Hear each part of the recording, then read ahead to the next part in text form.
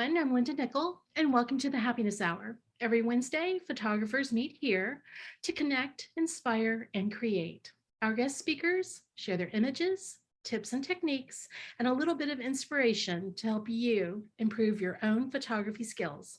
The schedule for upcoming presentations is on my website at lindanickell.com, as well as the links to previous sessions on YouTube. Tonight's guest is Anne Karren.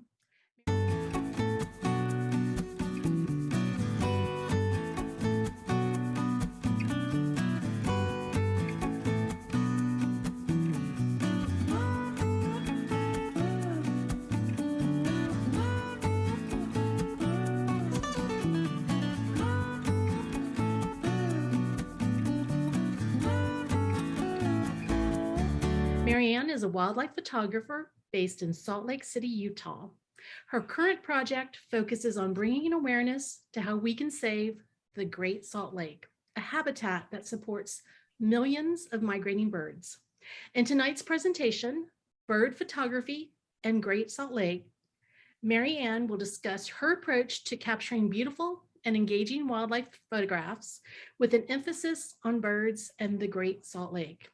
Her presentation will include a discussion on how you can use light and color to create mood and drama. Her thoughts on perspective, composition, and environment, leveraging empathy and storytelling to spark change and getting started in conservation photography. If you're on Instagram, look for her at M.A. Karren Photos. That's M.A. Karren is Karren Photos. And please visit her website at mariannekarren.com. Welcome to the Happiness Hour, Anne.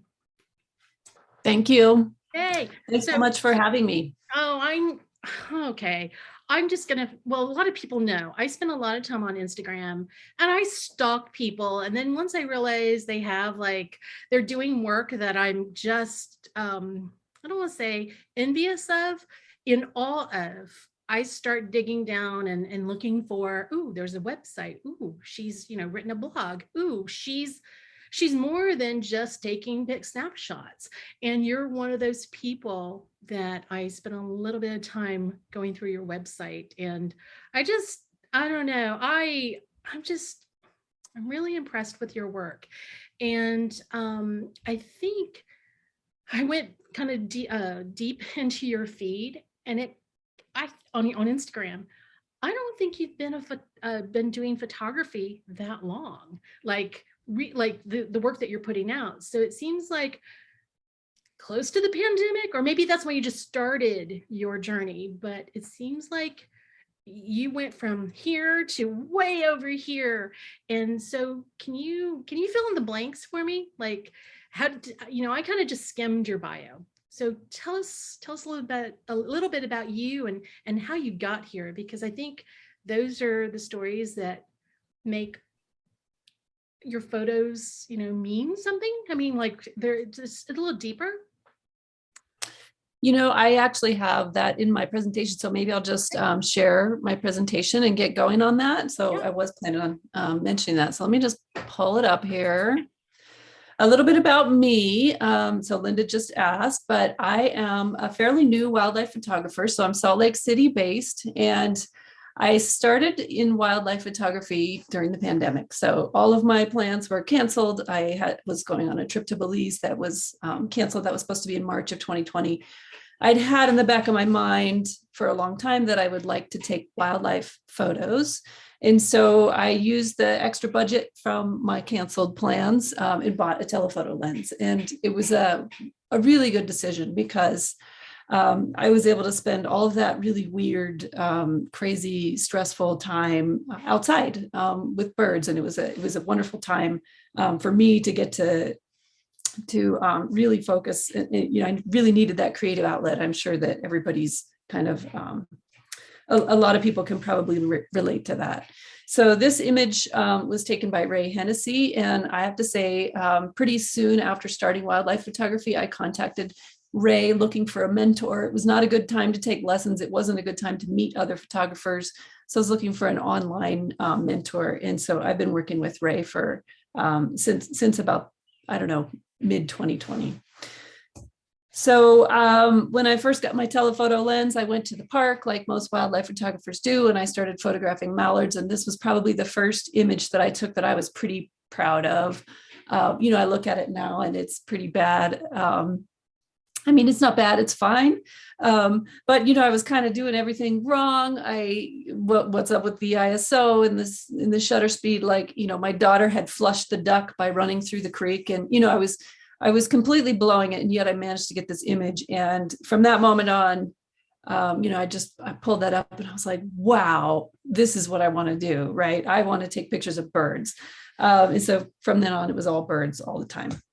And of course, if you know anything about birds took me to Great Salt Lake. So Great Salt Lake is a pretty unique place. About 10 million migratory birds visit there every year. It's an incredible habitat for birds. And so going to Great Salt Lake introduced me to a whole bunch of new birds that I'd never met before. And one of them was the American avocet. And I call this my second spark bird, or my Great Salt Lake spark bird. And, I'd only been taking pictures for a few months, and I went out and I got this picture, and it was kind of just a lucky shot. And it was also the first time I had really captured habitat with the bird. And I realized with this picture that not only was I completely in love with shorebirds and waterbirds, but that also Great Salt Lake was not just a great place to find birds, but a very unique location and visually stunning. And I sort of fell in love with, I wanted to sort of recapture this moment and recapture, the kinds of images that this sort of an image. And so, I spent the summer sort of working on that, and then fall came and all the water birds flew away. And then I got distracted for a little while with, boring things like raptors. And then I kept, buying bigger lenses and waiting for spring to come. And and then, this is how I spent my New Year's Eve, sort of hanging out on the ice with this guy, trying not to break through and spook him. But I would say, legitimately obsessed at this point. And this is pretty much what I was spending all my free time doing, is just trying to take pictures of birds, and mostly at Great Salt Lake, even through the winter. And then, spring finally came, and the shorebirds came back. I found these phalaropes in mass, and I started having some success sort of with this aesthetic at Great Salt Lake that I was so interested in pursuing. But by about June, I was noticing what you see the gulls standing on. That wasn't there the previous year in 2020. So this is 2021. It's about a year after I started. And I'm seeing these chunks of land or mud emerging out of the water, because Great Salt Lake is losing water. So it's starting to disappear. And by July, all of the previous water level shots that I showed you just now looked about like this. So I realized that in the space of a year, I had lost most of the sites that I was so excited to have just discovered. And the lake was receding so rapidly that I realized, it's not going to be around. I took this image from a spot where I had taken previous bird photographs. These are, the lake is so low and got low so rapidly that now you can ride a bicycle 6 miles across the dry lake bed to what was once an island that was inaccessible except by boat in the middle of the lake. And this is an image of bicyclists returning from that island on their adventure to, out to Fremont Island in the middle of Great Salt Lake. And so this really struck me hard. And I decided that I wanted to spend as much time as I possibly could documenting Great Salt Lake and documenting the birds. And maybe I could actually do something about it. Maybe I could use my images in a way that might help slow the decline and the loss of the lake. And so just a little bit of a backstory about Great Salt Lake. You may not know much about it. You're probably more familiar, if you're not from Utah, which I think most of you aren't, you're probably more familiar with the Mighty Five. So Utah's famous for its red rock and canyon lands and arches and Capitol Reef, Zion National Park. All these amazing places are to be found in Utah, and they're stunning and phenomenal, every one of them. But do you see, I just kind of love this image because, we've got Salt Lake City on the map, but no Great Salt Lake. It's not even on the map, right? It takes up like half of that northern section of the state, and it's not even pictured. And I think that's really indicative of how people in general, and Utahns especially, view the lake. Of course, this is how I see it. It's like huge, right? You can see in the bottom left how big the lake is compared to the state of Utah.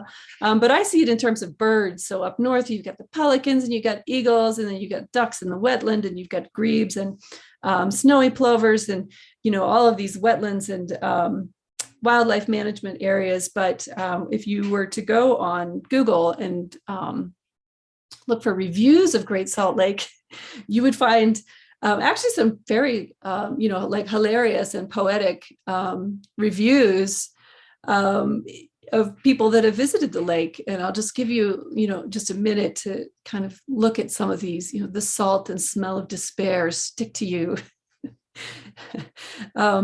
Best viewed from afar, like from an airplane flying out of Salt Lake City, right? And the flies, the sand fleas, my God, the gnats. And I have to say, I'm not going to argue with any of these. Like, these are all also true, right? I've spent a lot of time at the lake, and it's not a pleasant place. This is not a place that is, it's not made for people. It's made really, it's ideal for birds. It's really tough for humans, right? And so this is a challenge that the lake faces, right? And so the question that I had, I just love this quote from Scott Baxter. He's a local photographer and wrote this pieces of a poem. Why explore emptiness in a desolate place? Why care about such a pitiful wretch? Those are the questions that were asked of me. My question is, how can I help the blind to see? And this is very much how I feel about my photography of Great Salt Lake, right? Here's this place that is difficult to love. And many people honestly feel like it would be better if it just dried up and went away. And so can I use my images to make people love something that they really don't? Can you reinvent the mythos of a place? Can you turn it in people's minds from a wasteland, from a dead place to a place of life and something that they want to save? Can you change their hearts and minds through your lens? Can you make people love flies? This is getting to be, a little more difficult, harder questions, I think, for us all to answer. But you got to love flies if you love birds in the Great Salt Lake, because that's what they eat.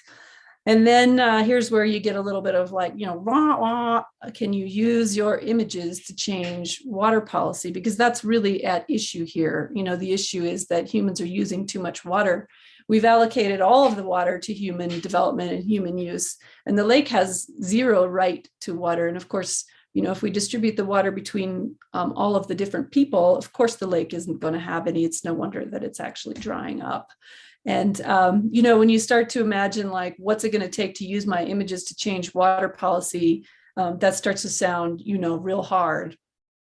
Really actually kind of impossible. And so how do you go about tackling something like that, a project like that?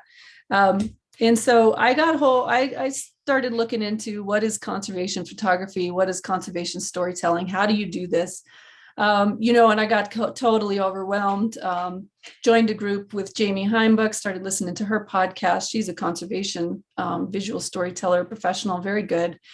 And it's complicated. So first of all, you gotta know about a thing, right? You gotta generate knowledge about it. You gotta know about a problem, and then you have to get other people to know about the thing. And then you have to decide what is there that can be done about it and what should be done about it. And then you have to persuade people that it's not just a problem, but that actually they need to do something about it. And this is actually really hard. And then usually, doing something about it means that you've got to develop some policy. Sometimes you have to make new laws. Sometimes it's just internal to a company, or sometimes it's a city. But sometimes this would be at the national level. So you're going to have to probably develop some sort of program or a policy. And that might require funding. So you're going to need money. And then once you get your policy and your programs approved and your funding and everything, then somebody actually has to do the work. Like, this is really hard. And all of that is what it takes to actually make change. And, if you're getting a little overwhelmed, thinking about all the things that one could do in this pipeline, I felt the same way. And so I really had to sort of narrow down and say, okay, what are the things that I can do? Where should I focus as as an amateur photographer, a person with a job, and a family, like what can I do that might actually make a difference? And so I decided to focus on two things. And one of them was, let's just raise awareness. I think so many people locally and even nationally and internationally have never heard of Great Salt Lake, and they have not the first clue about it. Even a lot of people who are really interested in birds don't know anything about it, even photographers. And then the second thing I decided I could probably handle was helping to persuade people to act. And so, that brought the question up to me, with photography, right? How do you actually catch people's attention, right? Because they're scrolling on Instagram, and like, how do you make them stop the scroll? What is the magic formula? How do you keep them from just, blasting out of there as fast as they can? How do you get them to stick around and actually hear the story instead of just seeing the pretty picture? And of course, that brought me to the idea of what is a story anyway? And a quick Google search will tell you the story has 5 parts. There are some characters, there's a setting, a place where it's happening, there's a plot, which is basically some kind of action happening. There is some sort of conflict or something that, the character or characters has to overcome. And then you want to find out in the end what actually happens. And so, then I'm asking myself, well, can you tell a story in a still image, just a single image? And I think, this image illustrates that, in fact, you can. So here's an image that has some characters. You can see there's a setting, it's a lake, there's mountains, there's some grasses. It's got a plot. It appears that one bird, there's a conflict. One bird seems to be angry at the other 2 birds and is chasing them off. And the resolution is that, in fact, the other 2 birds flew away. So I think, yes, if, you ask yourself, can you tell stories in a single image? The answer is sure. But, when I look at this, like, this didn't make it to my Instagram feed, and this isn't an especially interesting image, and I don't think it would stop anybody in their tracks, in their scroll, to find out what's going on here. And so, there's more to it than just having the 5 pieces. And so what is that, secret sauce that gets people to stop and pay attention? Because I think that's maybe more important for a still image than telling an entire story. And so here's an example. Here I'm thinking, do I really need to tell a complete story in a still image? Here's actually a really boring story. A bird took off from a bush. It's got a character, it's got a setting, maybe it has a plot. I don't know, maybe not, birds flying away. There's no conflict here. There's no resolution that's apparent, but I still think this is a more interesting image and a more likely image to catch people's attention. And so what's the difference between those two? And of course, being photographers, you probably all know exactly what I'm going to say here. And I think the difference between the 2 images is light.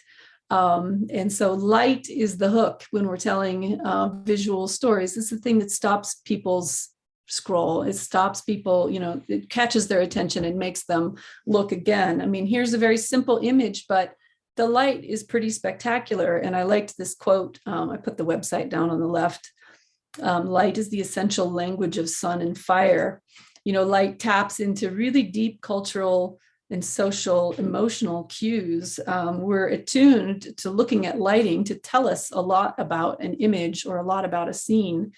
And so not only do light and shadow sort of tell us about the volume and the form of the object that's in front of us, but light and shadow also give mood and atmosphere and conveys a sense of meaning to our images. And so if you want to catch people's attention, light will convert a casual viewer into an audience, right? The light happens and, the curtains have come up and the lights have gone down and something's about to happen, folks. Like, the story is about to begin. Story time has begun. People are captivated. And they've also learned a lot about what it is that you're going to say in your story. For example, if you've used a nice front light, this this tells your viewer that this is a documentary feature, right? We're going to talk about facts. This is reality. This is a documentation of what's actually there. It's this is not interpretive. This is not an artistic, but we're going to probably have facts and information and those sorts of things. If you love to take photos in golden hour, a lot of us really love golden hour because that golden light gives everything it touches sort of a sense of beauty, enlightenment, right? Like all of our sort of religious art has a golden glow about it. And so, we recognize that as part of the story when we see it. And so, other types of lighting have similar effects, right?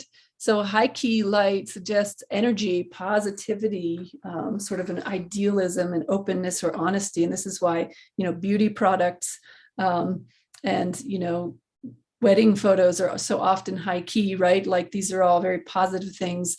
A lot of ads a lot of ads are done in a high key way. And then low key lighting suggests, that there's mystery and intrigue and drama, that there are strong emotions and that there are deep things going on here. And when you use silhouettes, you're appealing to this innate desire that we seem to have to give meaning to shapes. And so when you use silhouettes, the natural tendency is everybody who looks at that image immediately in their head says hummingbird, right? Like you can see it, the shape, and you start to tell a story in your mind about what that shape is and what it means. And I like to remind myself and everyone else that color is also light. Color is, different wavelengths of light. And so using color should be an extension of using light in your photography. Color is different than sort of brightness and contrast in that it is super ephemeral, right? Like I've just showed you two pictures here and here that are taken in essentially the same location, just at a different time of day with different light, and the colors are completely opposite. And I'm going to show you another photo taken in the same exact spot. And you can see that just because of a different time of day, different weather, different time of the year, you get a very different color and a very different feel to all of those three images taken in essentially the same spot.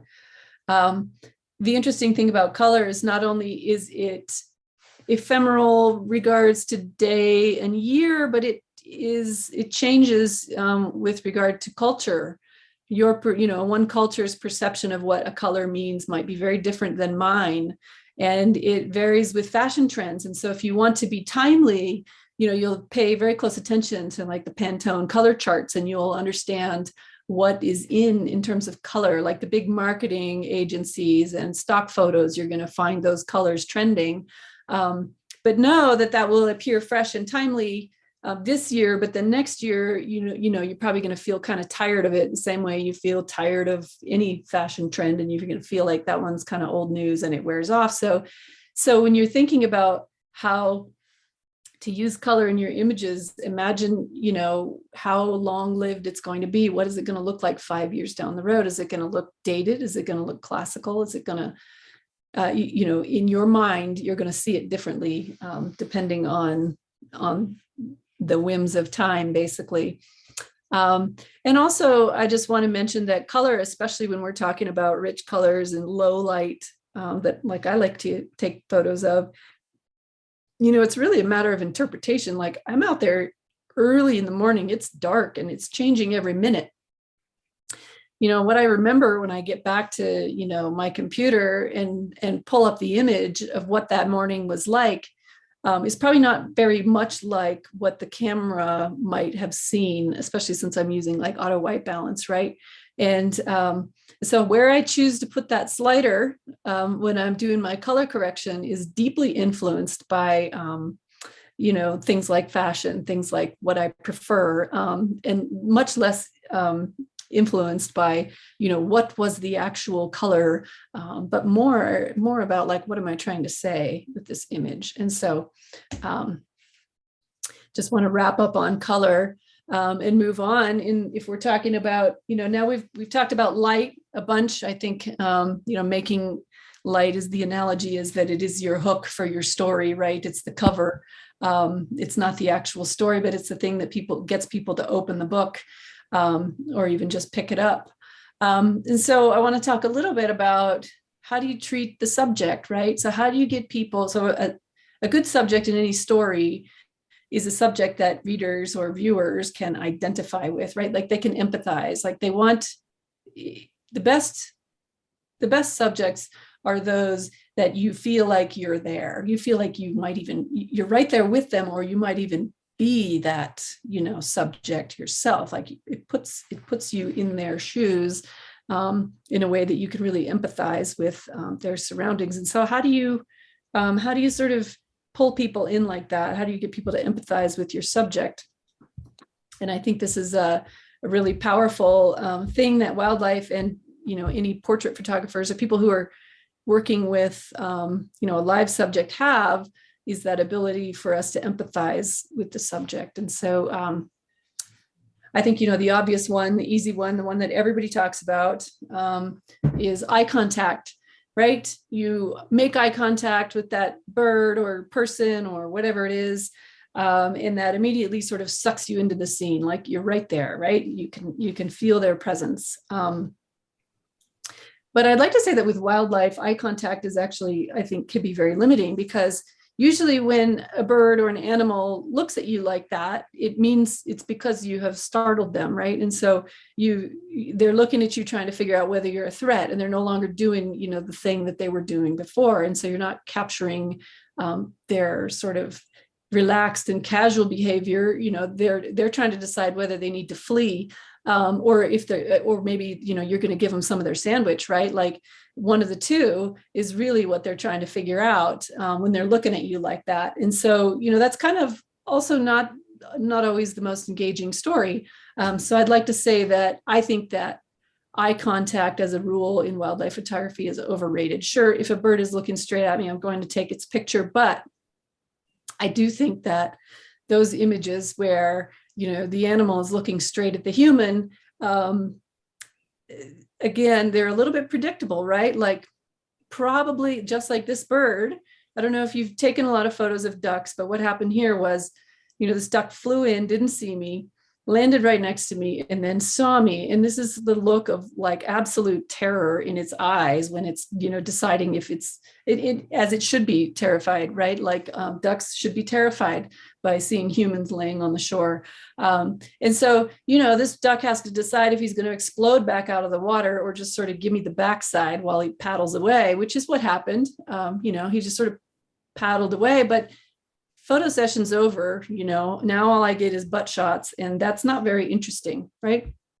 So I'd like to say that, a much more interesting way to engage people, there are more interesting ways to engage people and get them to empathize with the animal rather than eye contact. And I just this is just a funny story, because this bird is looking straight at me, but what you don't see in the image here is that right behind her is a male, and this was September, so they're out of their breeding plumage. They've already done their raised their clutch, they're getting ready to leave for California, and this male is trying to mate, so he keeps jumping on top of her, and she just turns and looks at me like, are you seeing this? Are you kidding me right now? She's like, I am going to California, would you knock it off? And I love this picture because the look that she gave me, she's actually giving the bird behind her, but she's looking at me, but for whatever reason, I just, in my mind, that's what she's saying to me as she's looking at me. And so I like that particular example of eye contact. But here's an example where the bird is not looking at me. The bird's not paying any attention to me at all. In fact, it's just eating flies off the surface of the water. I can see the eye. The bird's not moving away from me. It's generally moving in my direction, which is more engaging than moving away. But it's looking at something, and that something is a fly that it wants to eat. And so I think that's actually a really great way to engage people. And another way to get people, connected to your subject is just by showing some detail that is something they wouldn't normally see. Like, look at those gigantic feet, right? Like, and look at those scales. this is something that can draw people in because it's not something, that they get to see every day. There's like a little mud on the beak and, those scales. And so detail can be a really good way, an unexpected detail that you zoom in on can really draw people in. And lest you think that you have to have a close-up to engage people, I don't think that's true at all. In this particular case, I think the duck that's flapping is very relatable because, for one thing, he's the only one that's out of line. But the other thing I like about this image is the duck that's flapping is the one that sort of reveals the fact that all the other black dots are actually ducks. And so, it's that little bit of personality that you're seeing coming out right there that's sort of describing what the whole scene is. And so I think that also creates a connection. Another way to drive connection to wildlife is pose. I think this one is super important, right? This bird is not looking at me, its eyes are closed. But and there's not much here at all, like there's hardly any setting, there's hardly anything. But I think when you look at that bird, you can just feel yourself stretching, right? And so this is really important. Choosing an empathetic pose is one of the most important things that you can do. The 25 degrees angled away from you, like, don't you know it's rude to stare look is not engaging, right? And so it's really important to choose a pose that people can sort of get sucked into and look at and spend a little bit of time with. And here's another example of an empathetic pose. You can just feel this little grebe reaching for that fly. He missed. So moving on from pose, another way, and I put these together, depth of field and perspective, because the two are really deeply linked and related. Right. So depth of field refers to how much of the scene is in focus. So in this case, the godwit is the only thing that's in focus. It's a pretty sharp focus and everything else has this nice creamy blur to it. And I put perspective in the same place because you can almost you almost can't achieve this sort of depth of field without having the right perspective. And by perspective, I mean the position that you are relative to the subject and relative to the background and foreground, right? So you can only really achieve this particular depth of field in this situation with a shorebird walking along, a wet mud flat, if you are lying on the ground with your camera, below the eyes of the bird, right? So not just at eye level, not just sitting on the ground, not just like sitting on a chair, but like lens on the ground. Like that's how you can achieve this particular look with a shorebird. And not only does, the depth of field, the very shallow depth of field obviously puts all of your attention right on that subject, but it puts you in their world. So you see them, but you also see how they see. And I think that's really incredibly important, especially with animals, to be viewing the world from the way that they would see it, for empathy. And so, I also think depth of field can be a little bit overused. For example, everybody knows the bird on a stick can get kind of boring, right?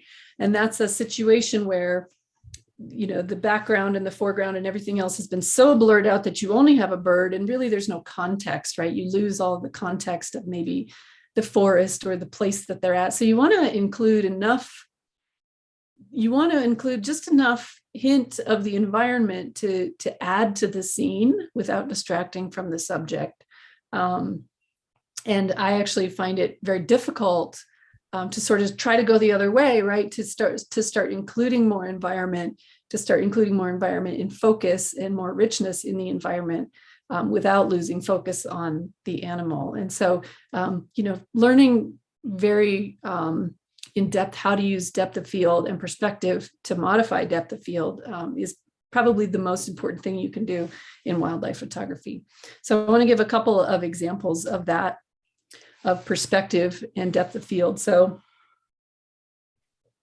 here are some birds at Great Salt Lake.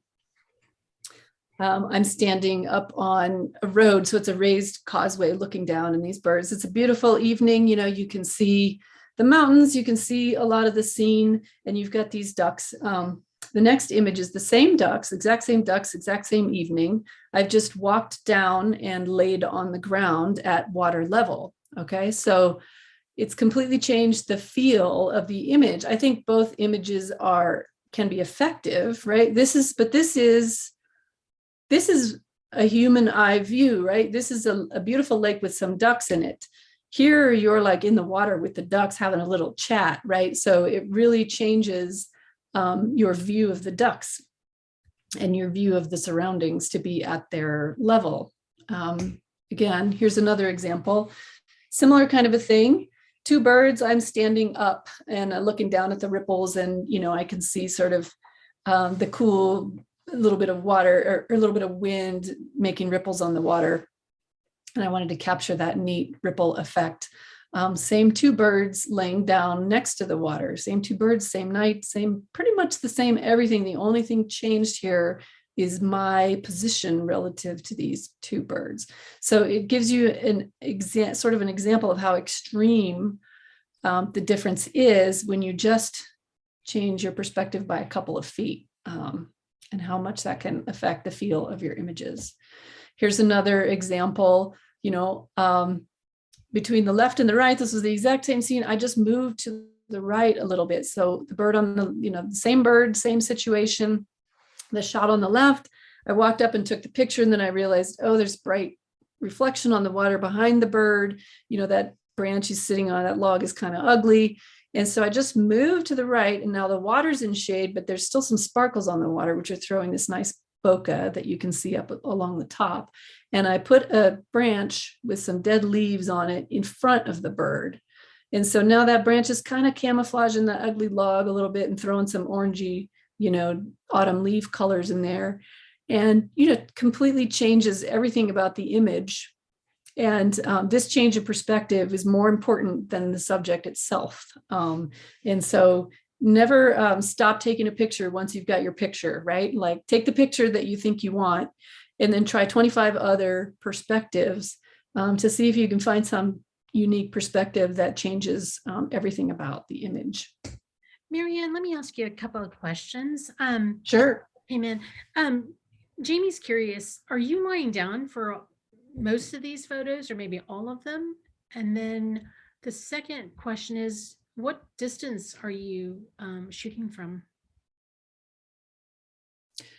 So what distance am I shooting from? So this one I was standing. So this, duck was on a log that was upraised. And so I'm standing up in this one. Most water level shots, I'm almost always going to be standing, except for these examples that I showed you where it was from a higher perspective, like that one and that one. So I'm standing up in those. So it's not that I think you can't get good images standing up.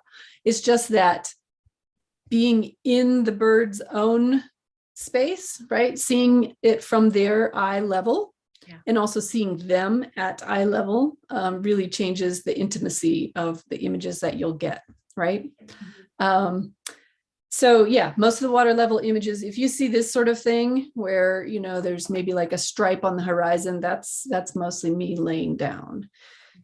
As far as distance goes, most of these shots I'm taking with a 500 millimeter lens, and most of them are not heavily cropped. So I think this is like the full frame. Okay. So I don't know how far away I am. I don't know those distances, maybe between, 20 and 100 feet. What's the longest, your lens length? What's the long lens that you're using? It's 500 millimeters. Okay. And then curious, someone's asking, well, how long do you have to stay in place for those birds to settle around you? Are you there for hours? Yeah. Yeah.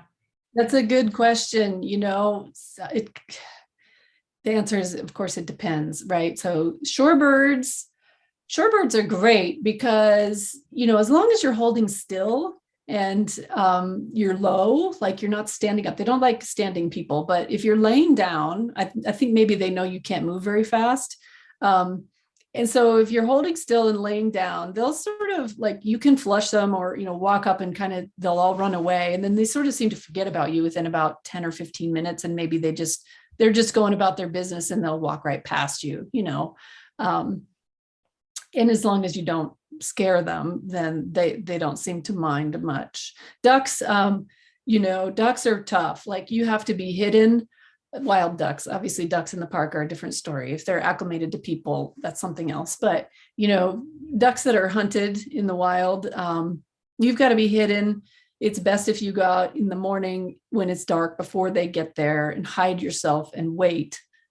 Because once they see you, they're done. They're out. They might not flush, but they'll go far away. They'll keep their bubble, and it's a big bubble. They have a large bubble. They'll go far across the pond, and you'll be taking small and frame environmental shots. But if what you're after is portraits, some days I wait for like 2 hours and I don't find anything. Some days I get impatient and I go somewhere else. So that just varies. Okay.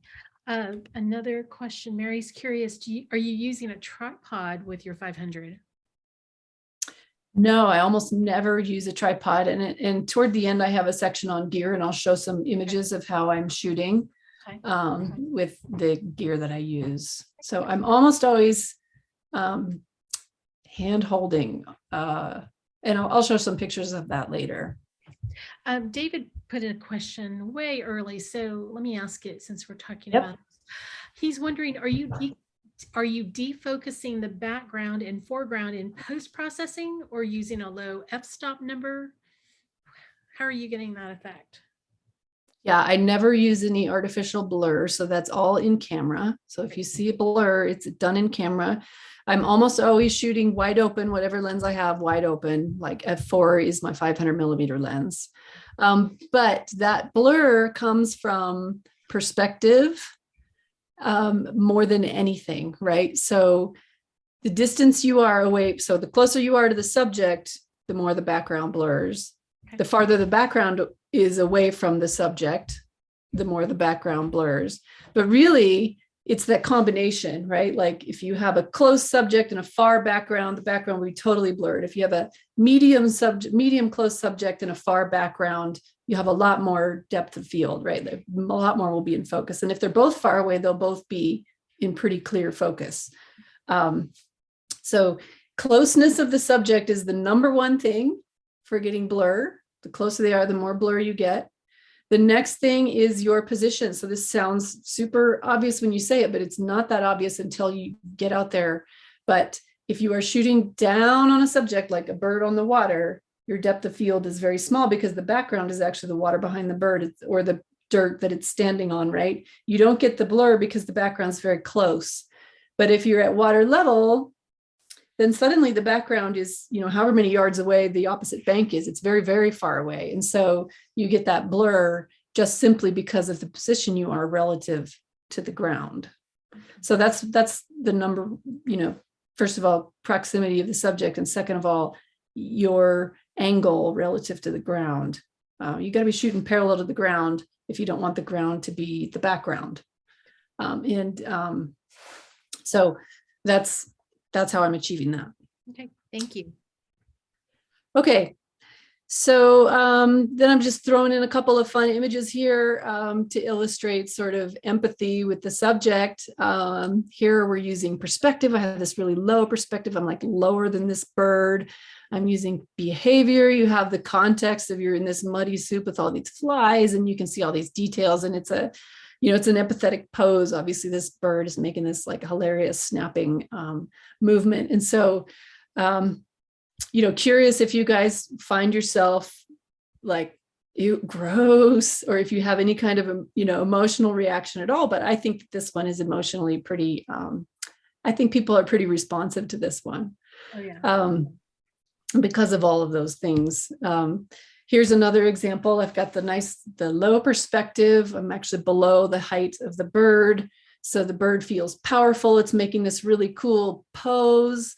I see a lot of detail, like the feathers blowing in the wind, and I've got some cool behavior going on, and I've got interaction with the other birds in the background, a little bit of the context in terms of the water, etc. So a lot going on here, and I think that's a pretty engaging image.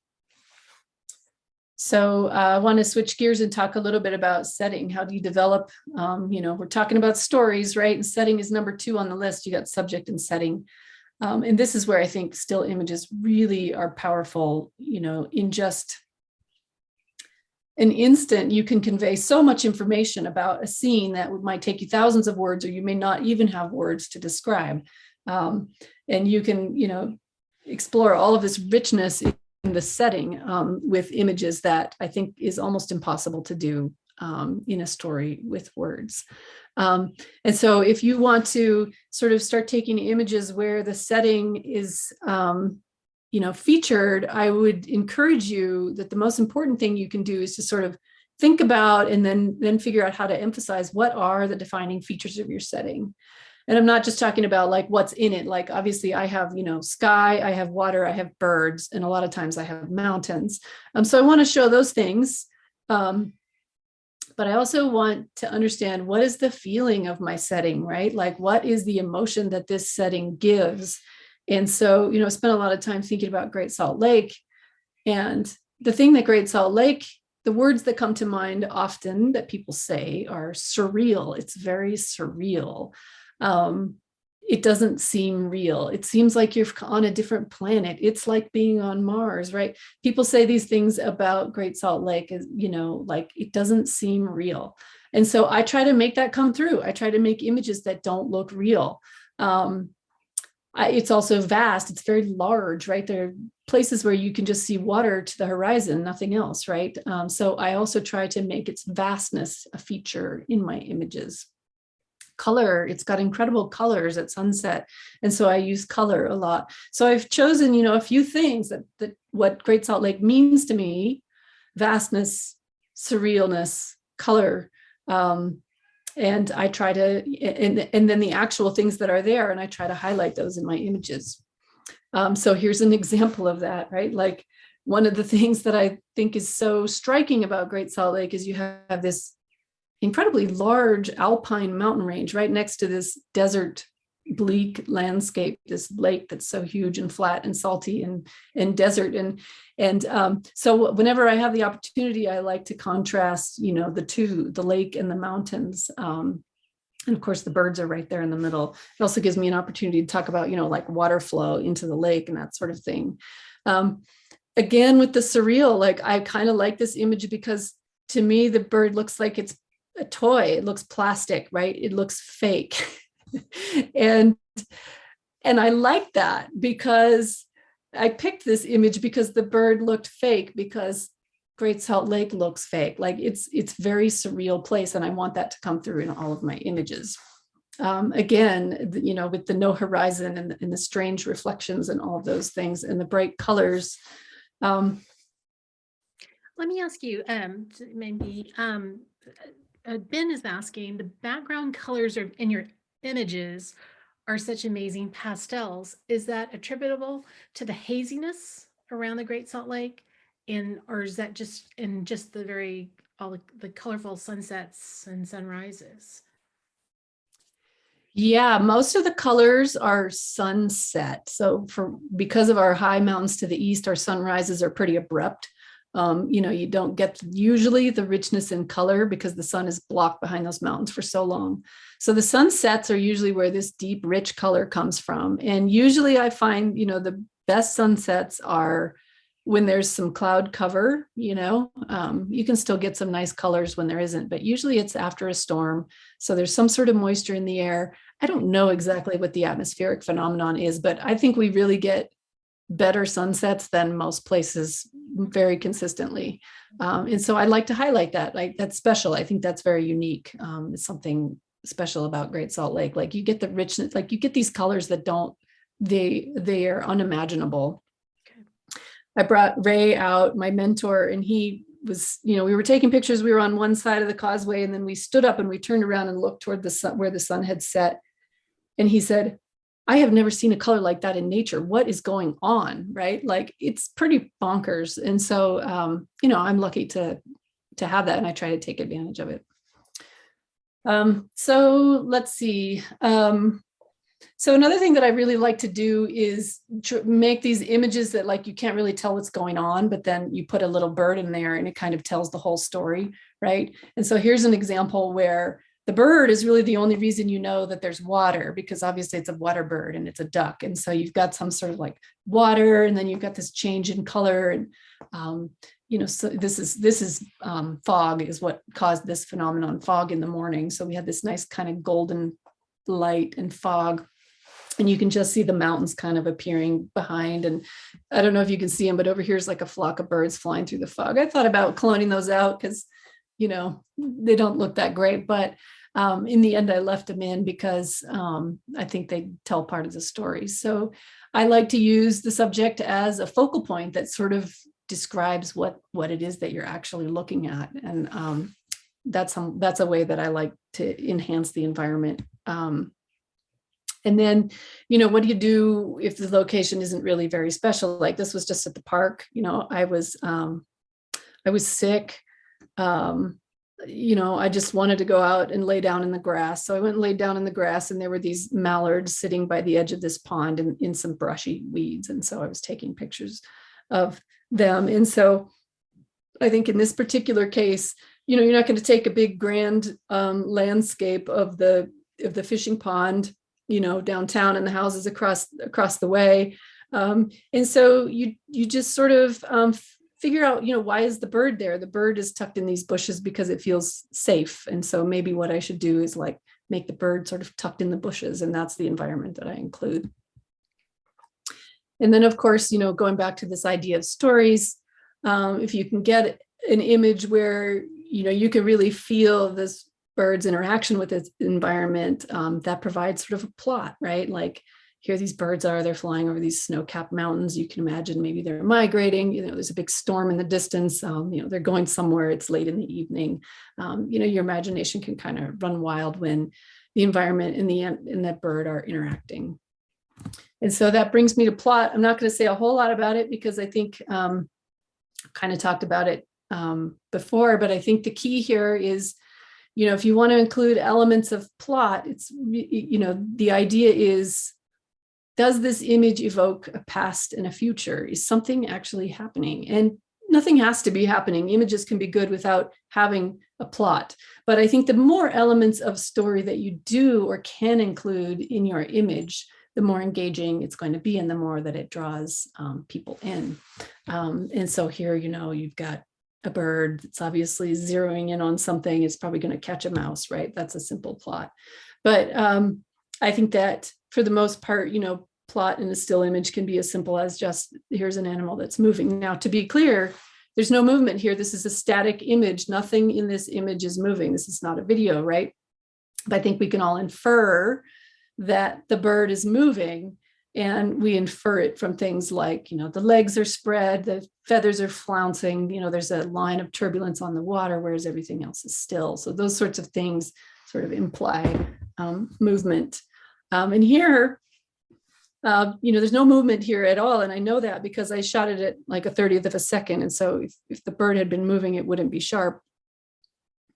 But it looks like it's about to, right? The bird is like kind of tipping, and you can tell that it's going to take a step. And then, there's like this little detail of like the bubble, like it's going to pop, so there's this anticipation, and it's very subliminal. These are not things that you would necessarily think of, but when you're culling through your images, choose those that will give, because I had 4 or 5 images from this series that were all about the same, but I picked this one because it had that sense of tension. That sense of there being sort of a tipping point, something about to happen. I think that's an important thing when you can include it. And so, of course, you can get pretty complicated plots with images. You would involve other characters, you would involve the setting, that sort of thing. But I want to say just one thing, and I'll wrap up this story part. With regard to conflict and resolution, including them in a still image, I would say that usually, here you have a conflict. There's a hungry bird. There's a fly. The bird wants to eat. The fly doesn't want to get eaten. Very simple conflict. But I would say that this bird just about, or thinking about, or looking at the fly is probably more engaging than the same bird with a fly in its beak. And I think that's usually the case with a still image. The thing that's about to happen is more interesting than the thing that happened. So if you have a choice in the matter, you can show sort of something about this is true, like with lions on the Serengeti. The image of the lion chasing the fawn is much more engaging than the image of the lion carrying the dead fawn, right? Like the story's over at that point. People don't have a reason to keep looking or to keep watching or to wonder or to imagine. And so choose that moment when things are just about to happen rather than things that just did happen, if you want engagement. And so this is what I've been trying to do, using all the tricks of the trade to take still images that sort of capture people's imaginations, that draw them in, that make them imagine things, that make them want to know more. And then hopefully, direct them to the bigger story, which is maybe on my website or, in the text of my post, and hopefully I'm going to convince them to act. And so one of the ways that I, developed like further content was I made this video. We'll see if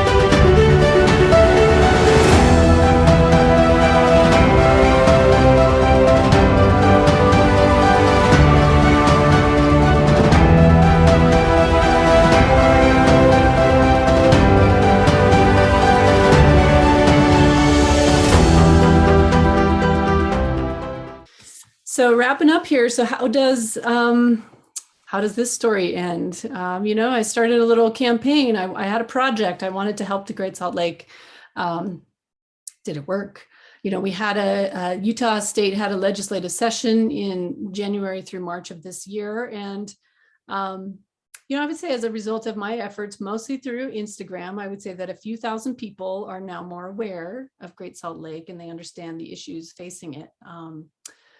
And so I think that's a win. I think that people just knowing is a huge step. And then I think, the next part is, can you get people to act, right?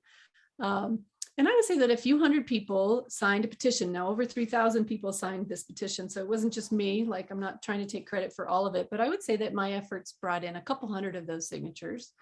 And that petition went to the state legislature for the 2022 session. I would say probably a dozen or so people contacted their legislators in support of Great Salt Lake. And a lot of bird photographers now want to visit Great Salt Lake.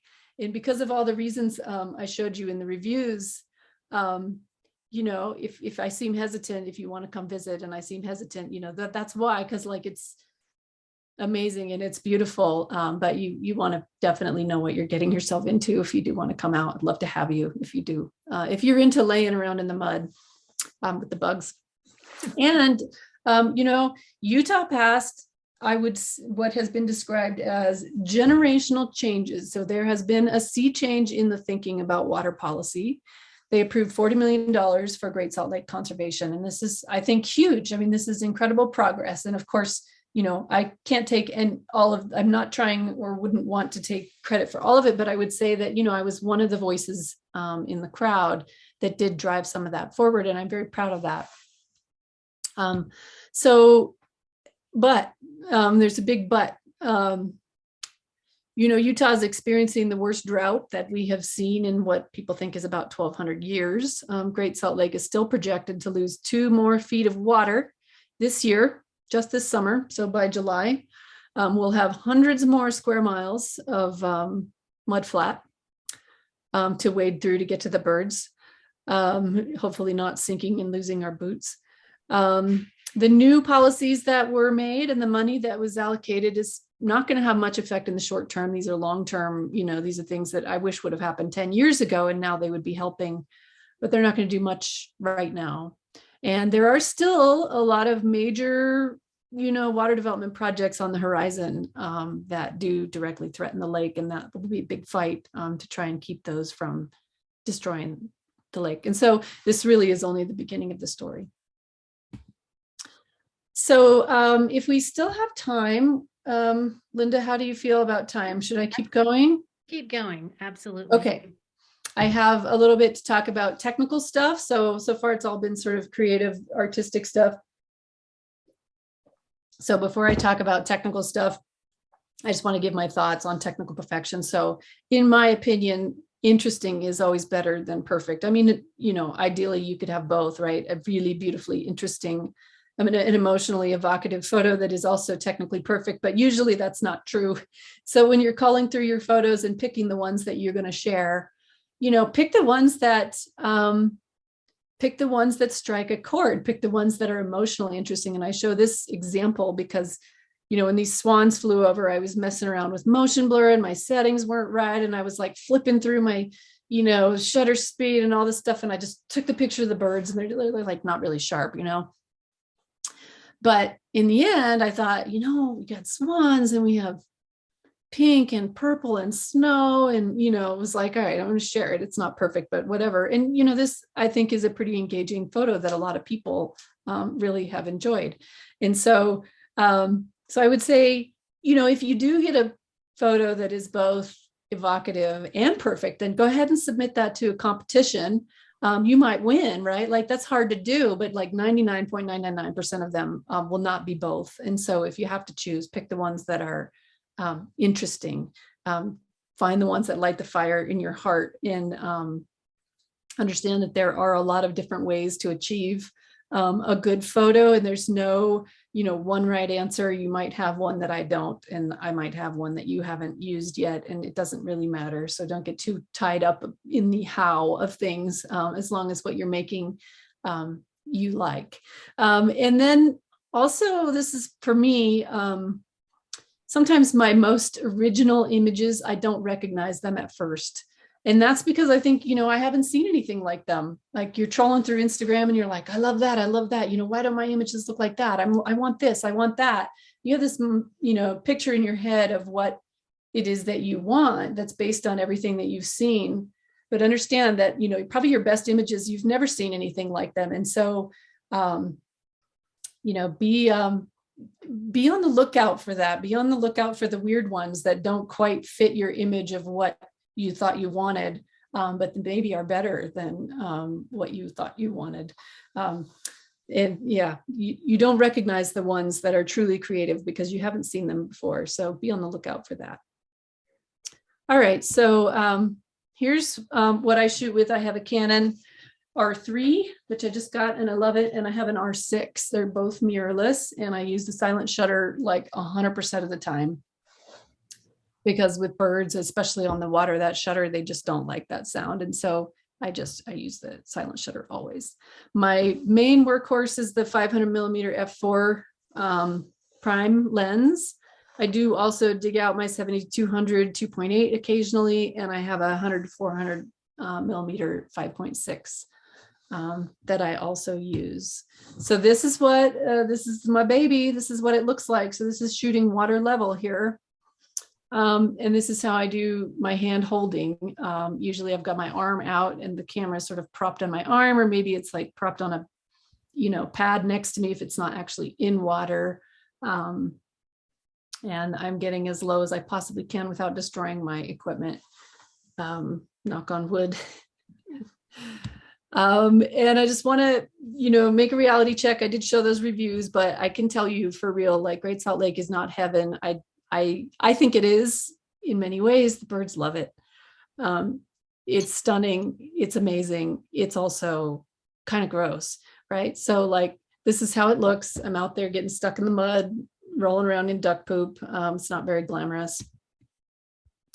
And so what do I use so that I can be in the mud like that? I have a lot of gear like for mucking about. So I wear muck boots. I have this, like, it's a camping pad that I lay on if it's not too wet.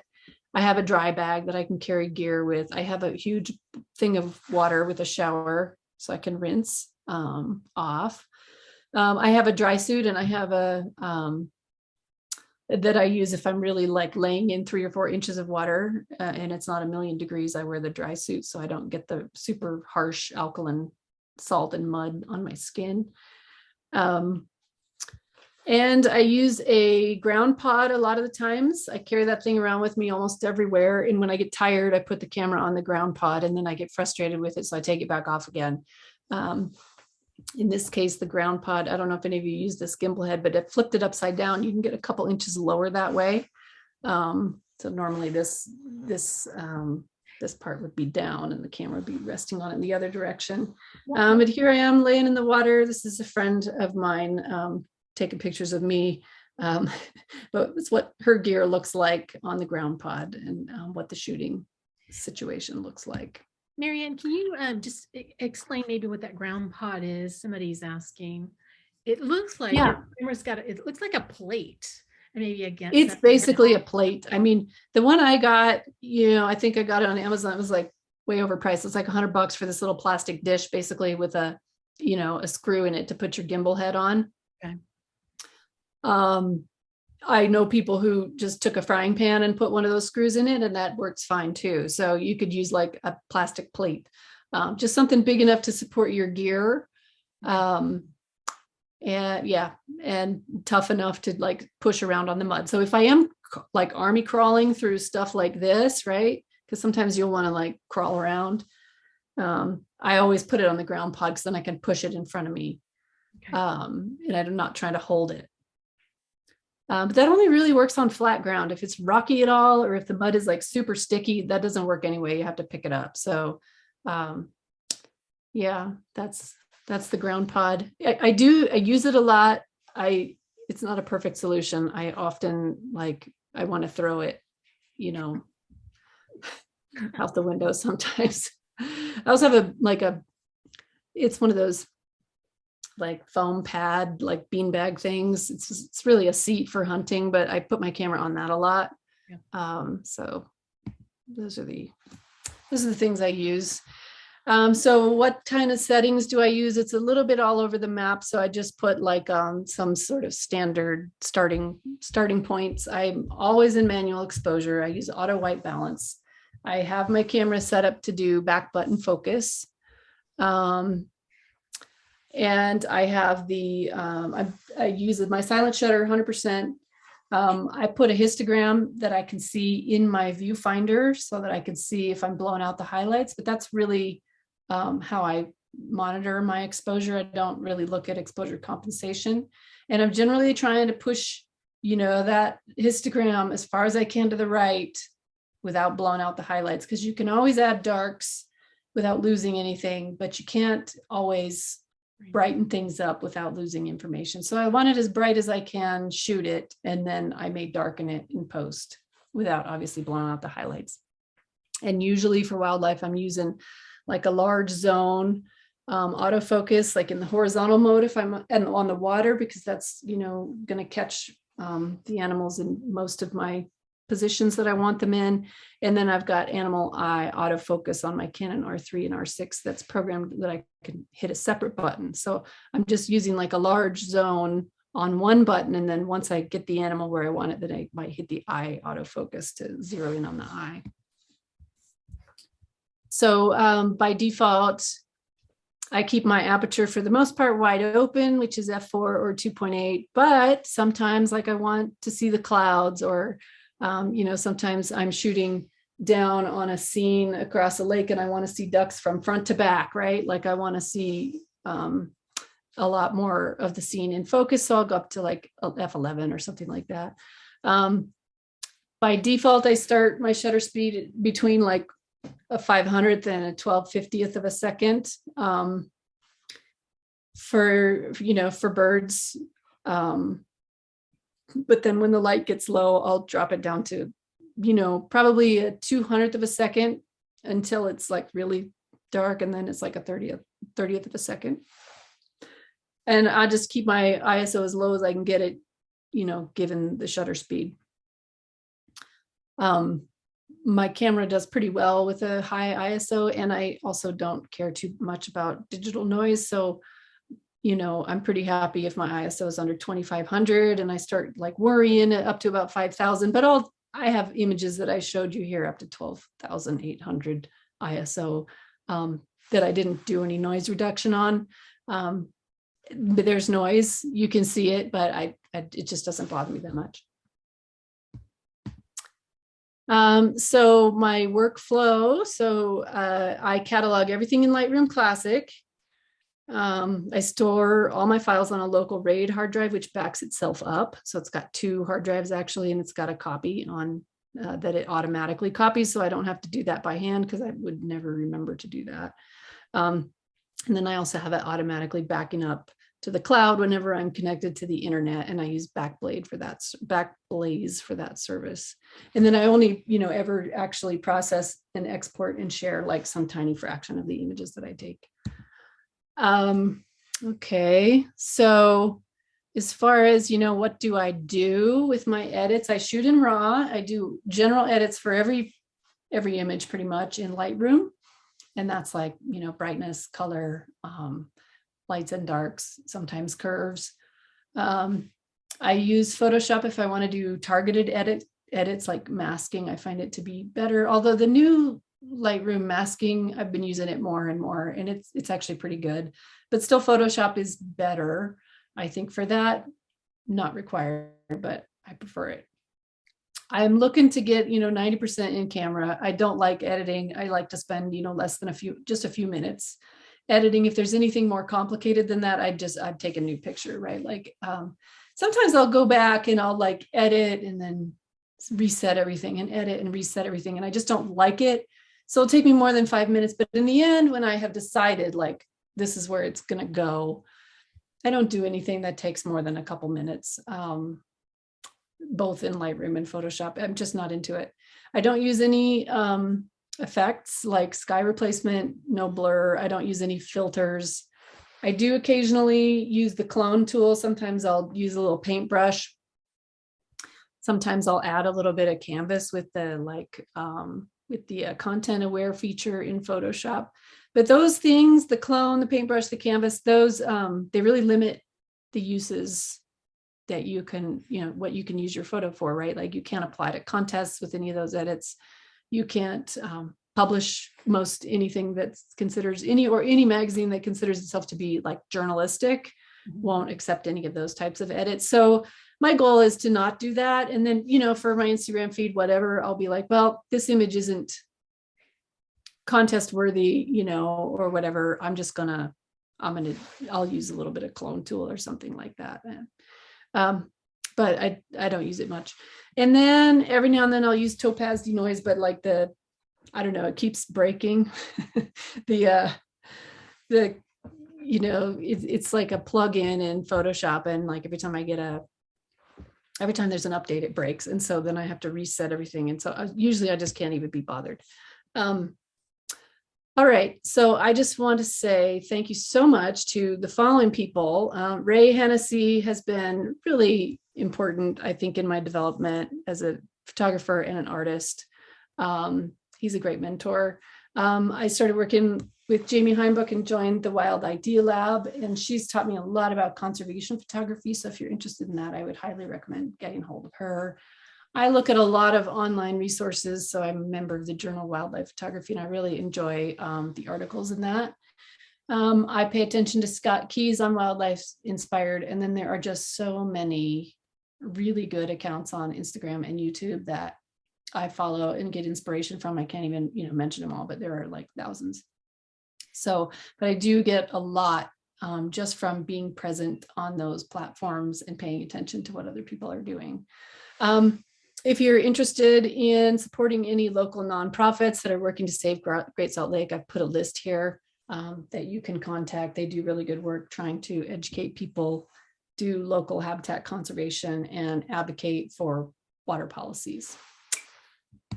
And thank you. I really appreciate everybody coming and listening to me and inviting me here. Thank you, Linda. Oh, so any additional questions? Yeah, so let me get you to take down your screen.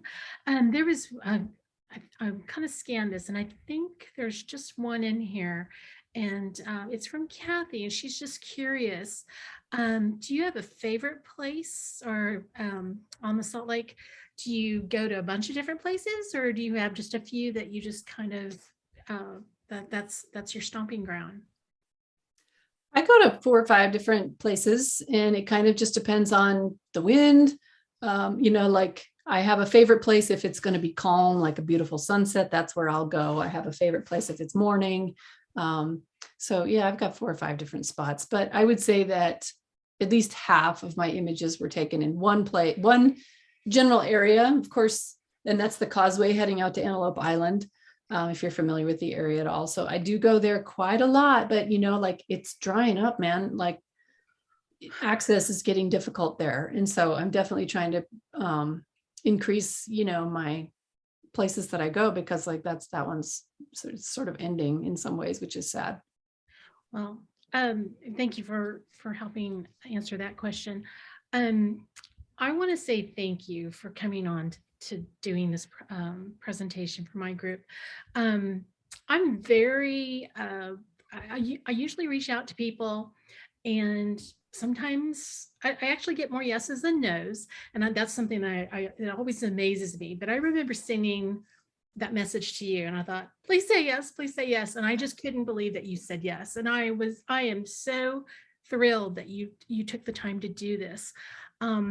One of the things I want to tell people in the room, yes, check out her Instagram page, give her a follow, but please go to her website, because a lot of her images are those landscapes and they just, Instagram does her no favors. So go to her website from your laptop, because her images are absolutely stunning, and they'll inspire you to get out and look for maybe a lake closer to home, or as a few people said in the chat, that the Salt Lake is on their bucket list. And I have flown over it, but I've never been close enough to the shores of it. So I certainly hope that I get a chance to add that to places I visit. And hopefully all the work that you've been, I mean, you're very modest about, not taking full credit, but because of you, it made me look at more information and my curiosity. I'm in Texas. I really don't think about Utah. It's like a place I go to visit. Now I'm like, wait a minute. So you brought awareness to me, and I think that you kept people engaged. And it's kind of one of those things. As photographers, we are now excited, and bird photographers, we're excited to check it out. So hopefully that helps bring awareness. Other people taking photos and sharing them with people that aren't as familiar. So thank you for taking the time to do that for us. So well, thank you. I'm glad to hear that. I love it when I hear that people want to come visit the Great Salt Lake. I'm always a little nervous, right? Like if I seem tepid when you contact me about coming, it's because it's pretty special, right? Like right. No, I get it. Like, people are like, you should do workshops. And I'm like, I don't know. Most people don't want to do that. Like, I don't know if they really want that. But I am always heartened to hear that people want to come. And I would love it if you take beautiful images and share them with the world and tell them how amazing and important this habitat is for birds.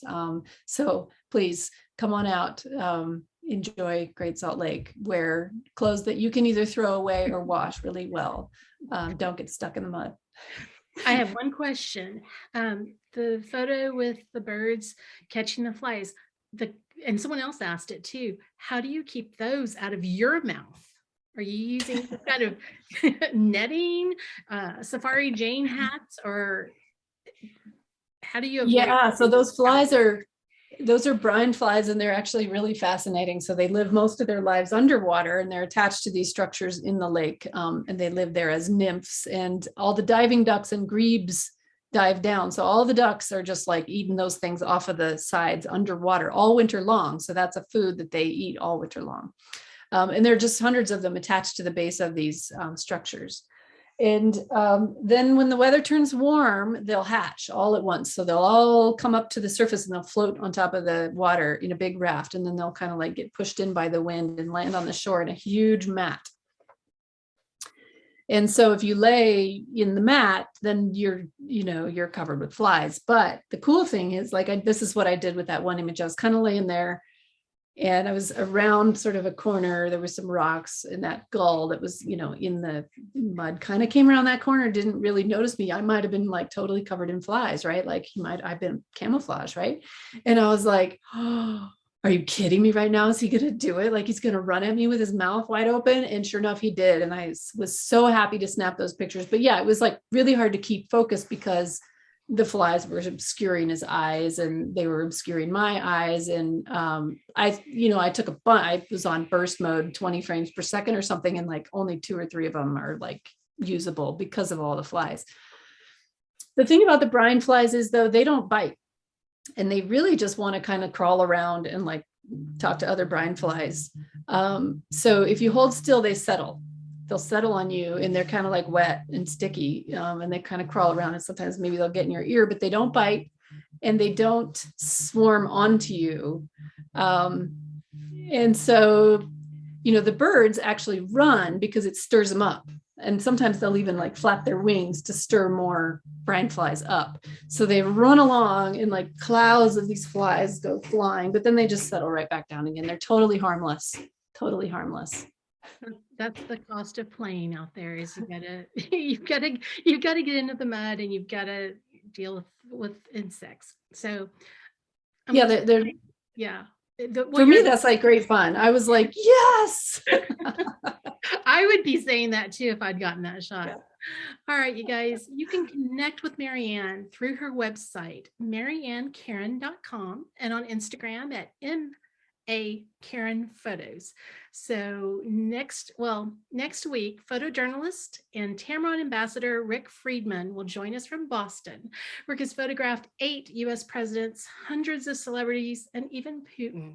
He'll share his images along with his presentation, Stories from Behind the Lens, 40 years as a photojournalist.